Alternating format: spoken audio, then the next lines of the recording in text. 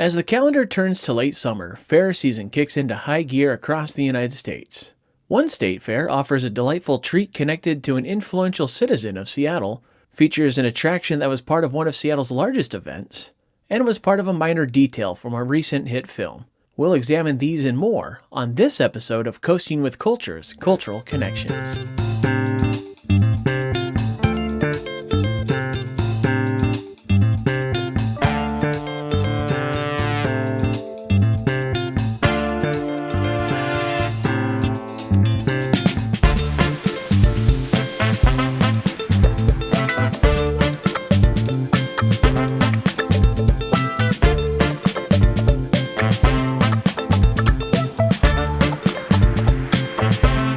South of Seattle, in the city of Puyallup, is the home of the Washington State Fair. The fair opened in the year 1900 as the Puyallup Valley Fair, then was renamed the Western Washington Fair in 1913. For a long time, it has had the catchphrase of "Do the Puyallup," which is also the name of the long-used song for the fair. You can do it at a trot, you can do it at a gallop, you can do it real slow so your heart won't palpitate. Just don't be late. Do the Puyallup. I do the Puyallup because it feels real neat with a smile on my face and I take a little beat. Ain't no way not to do it right. You can do it all day and into the night. You can do it you can do it real slow so your heart won't palpitate. Just don't be late. It was decided in 2013 to rebrand it as the Washington State Fair since it has been the largest fair in the state for quite some time.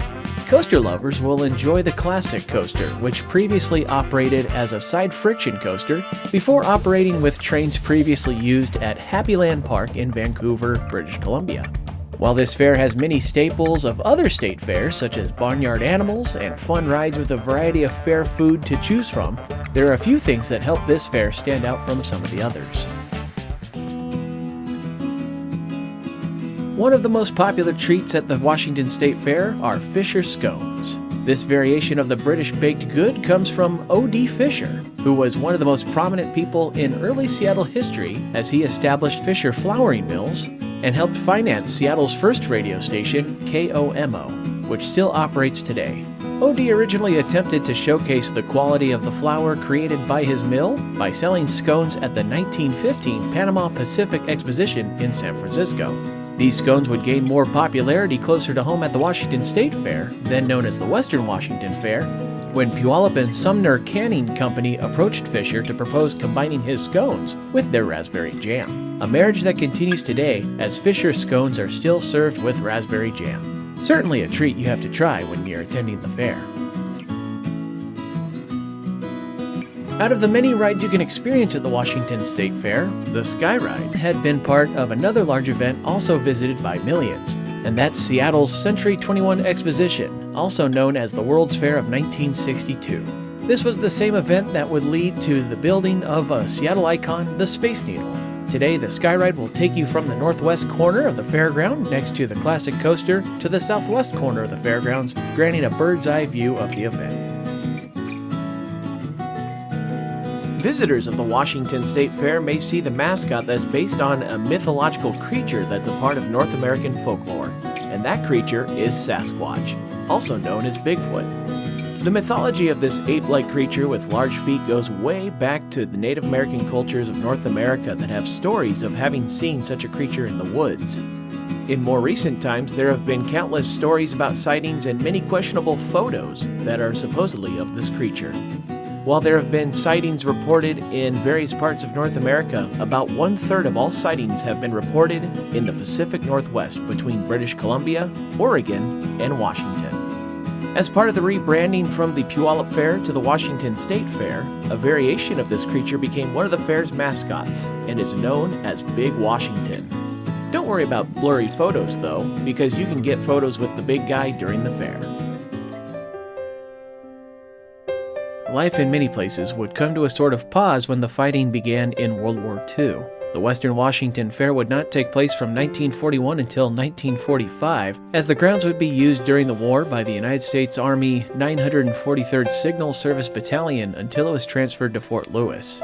Before that would be one of the darkest uses of the fairgrounds, as it would be utilized as Camp Harmony, a temporary assembly center for Japanese Americans from the Seattle-Tacoma region and Alaska as part of the larger internment camps during the war.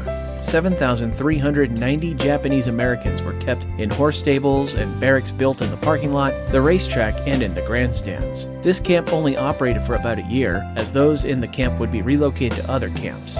A sculpture was created by George Tsutakawa in honor of those that were held here, and this sculpture can be found near the Gold Gate of the fairgrounds.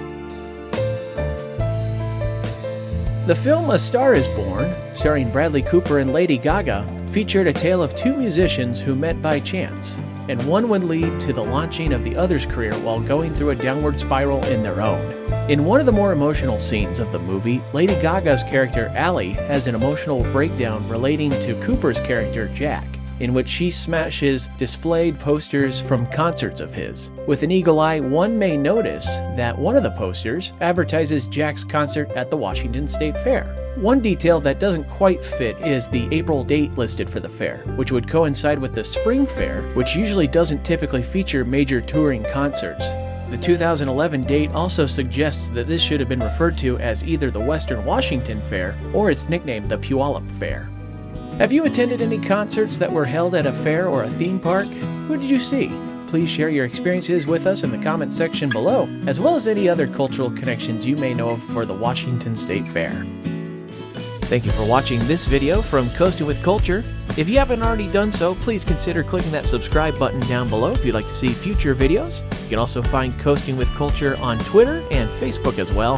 And of course, for more travel experiences, visit coastingwithculture.com. Until next time, take care and safe travels.